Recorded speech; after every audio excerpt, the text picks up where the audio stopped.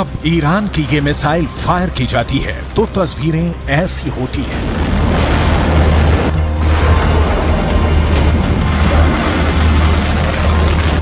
जब ईरान की ये मिसाइल अपने टारगेट पर गिरती है तो धमाका ऐसा होता है।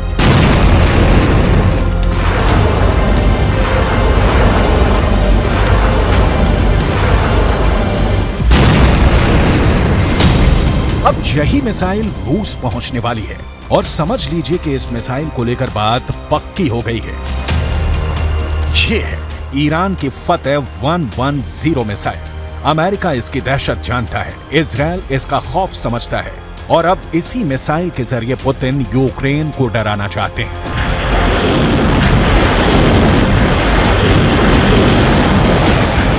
रिपोर्ट यह है कि ईरान की ये मिसाइल रूस पहुंचने वाली है और ऐसा अक्टूबर में ही हो सकता है। फतेह 110 को टेस्ट हुए पूरी दुनिया ने बहुत देखा है। अब इसकी असली हमले वाली लॉन्चिंग भी दुनिया जल्दी देखेगी। ऐसा क्यों होगा, इसके बारे में वॉशिंगटन में मौजूद institute of study of war ने बहुत साफ साफ बात बता दी है।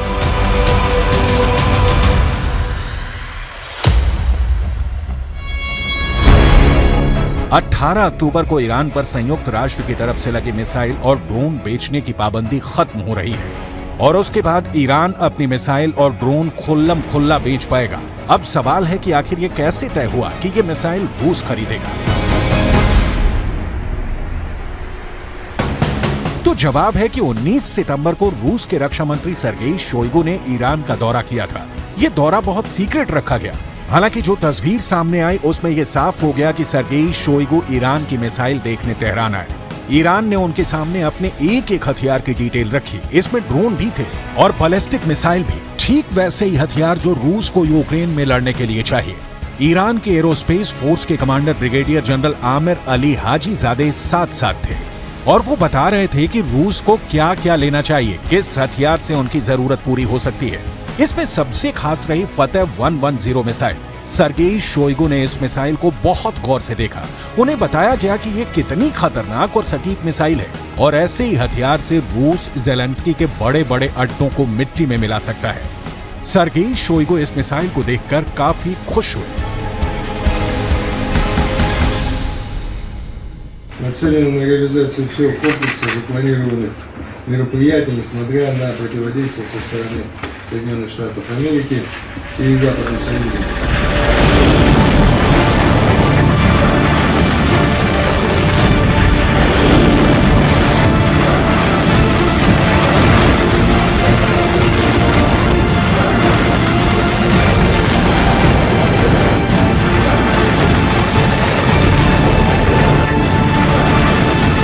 अब इससे ये बात साफ हो रही है कि 18 तारीख को जब ईरान की मिसाइल सेल पर पाबंदी हटेगी तो इसका सबसे बड़ा फायदा रूस को ही होगा और सबसे बड़ा नुकसान सिर्फ यूक्रेन को नहीं होगा, ये बात भी तय है।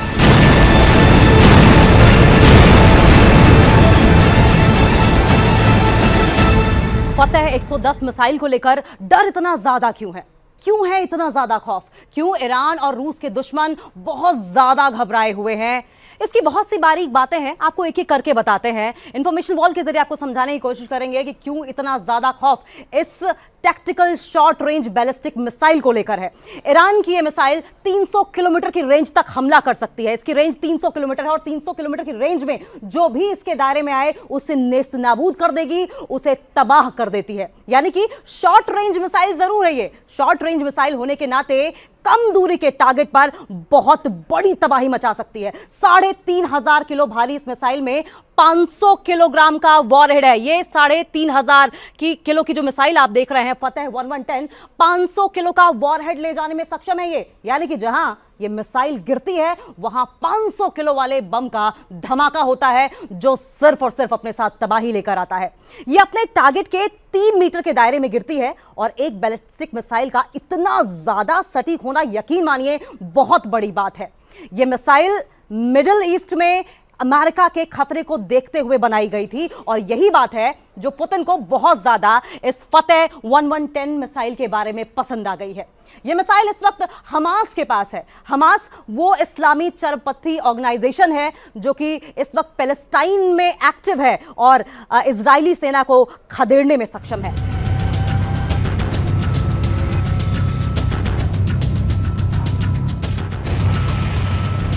फतेह 110 वाकई बहुत खतरनाक मिसाइल है। इस मिसाइल के नए वर्जन फतेह 313 इससे पहले अपना प्रैक्टिकल दिखा चुकी है।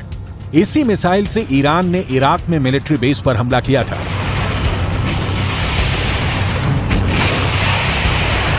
ये वही मिसाइल है जिससे ईरान ने जनरल कासिम सुलेमानी की हत्या का बदला लिया था। फतेह 313 की रेंज फतेह 110 से ज्यादा है। यही वजह है कि ईरान ने इराक में अमेरिका के मिलिट्री बेस पर यह मिसाइल दागी थी। इस मिसाइल के धमाकों ने 100 से ज्यादा अमेरिकी फौजियों को जहनी रूप से बड़ी चोट पहुंचाई थी, जिसे ट्रॉमेटिक ब्रेन इंजरी भी कहते हैं। हमले के बारे में तफसील से जानने के लिए पहले देखिए यह मिसाइल क्यों खबरों में है। अमेरिका से लेकर यूरोप तक मीडिया इसी मिसाइल की बात कर रहा है। इजरायल में भी यही मिसाइल चर्चा में है। पुतिन ने ईरान से फतेह 110 को लेकर बात पक्की कर ली है। यूक्रेन की मीडिया और सरकारी सोर्स भी अब ईरान के इस मिसाइल को लेकर बहुत ज्यादा दहशत में है। ईरान की यह मिसाइल 2002 में तैयार की गई थी। इसका निर्माण 2002 में हुआ था और तब से इसके कई वर्जन बनाए जा चुके हैं। इसका एडवांस 1 वर्जन जो है वो ज्यादा इस्तेमाल किया जाता है। इसका आधुनिक और लंबी रेंज वाला वर्जन 313 है। इसकी रेंज 500 किलोमीटर से ज्यादा की है, यानी कि 500 किलोमीटर के दायरे में जो भी इसके टारगेट पर आता है वो खत्म तबाह हो जाता है। और इस मिसाइल ने खुद को साबित करके दिखाया भी है।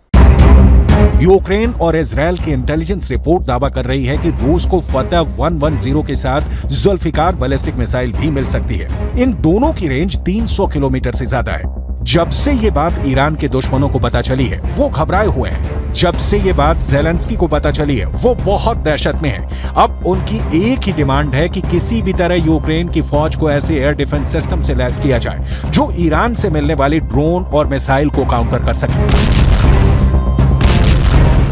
Сьогоднішній російський обстріл ракетами і дронами теж призвів до нових перебоїв з електрикою, але це виправляється. Відновлювальні роботи тривають. Така форма терору не дасть Росії нічого навіть зараз, коли ми ще не маємо достатньої кількості систем ППО.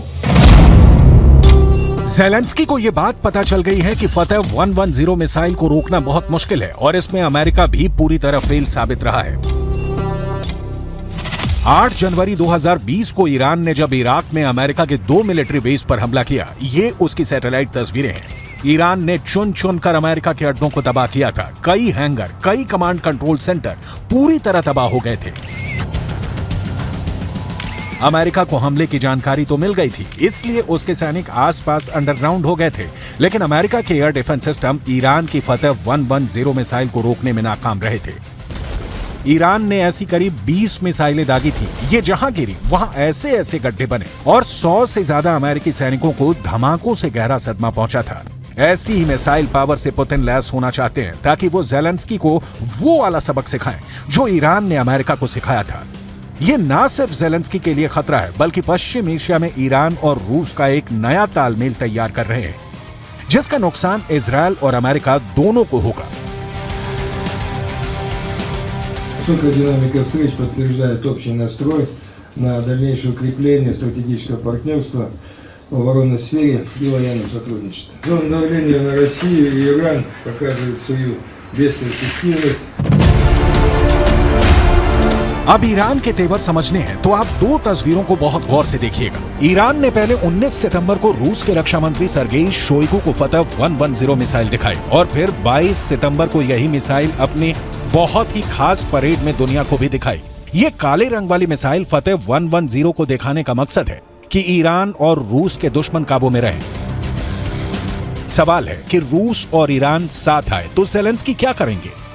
एयर डिफेंस तो ठीक है, लेकिन टक्कर तो बराबर की होनी चाहिए। इसलिए ज़ेलेंस्की के ऑपरेशन को भी बहुत गौर से समझिएगा।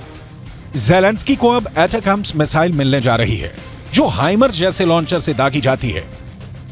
इसकी रेंज 300 किलोमीटर होती है। अमेरिका से लेकर यूक्रेन तक तमाम मीडिया और देश की सरकारें अब इसी मिसाइल की बात कर रही हैं।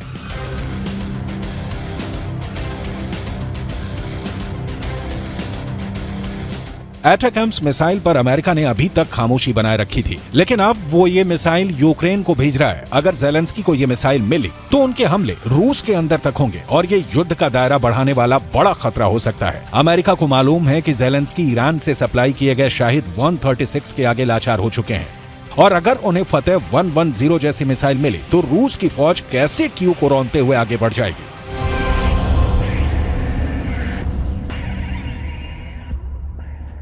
The most recent escalation, the United States strongly condemns Russia's missile strikes today, which continue to demonstrate Putin's brutality.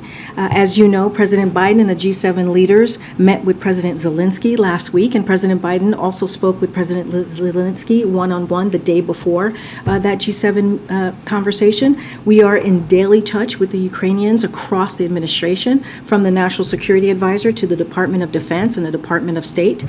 On Friday, we announced an additional $725 million in security package for Ukraine to provide critical needs for it to defend itself, continue to defend itself and bravely. इससे पहले Iran के शाहिद 136 ने बहुत बड़ी तबाही मचाई है। ये वाकई बहुत खतरनाक ड्रोन है जो अकेले हमला नहीं करता, बल्कि एक साथ कई ड्रोन लॉन्च किए जाते हैं। ये आत्मघाती ड्रोन है। इन्हें ईरान का कामिकाज़े ड्रोन भी कहा जाता है, जो यूक्रेन की पोजीशन पर अटैक कर रहे हैं। देखा जाए तो ईरान अब सीधे तौर पर नहीं तो एक अलग मोर्चे पर अमेरिका को सबक सिखाना चाहता है, और इसीलिए उसने अपनी ड्रोन वाली ताकत रूस को दी है। जब ड्रोन से अटैक होता है तो आसमान से तबाही बरसती है। ये इसका ओरिजिनल वीडियो है।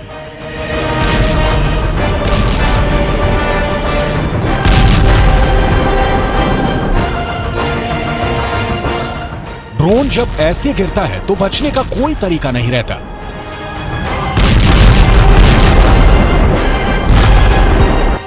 ये स्वार्म अटैक यानी एक साथ मधुमक्खियों की तरह हमला करते हैं।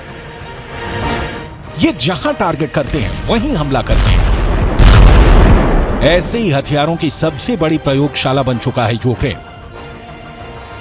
ईरान ऐसे युद्ध में एक नई एंट्री है और उसके ड्रोन ईरान की ड्रोन पावर को पूरी दुनिया में पहचान दिला चुके हैं।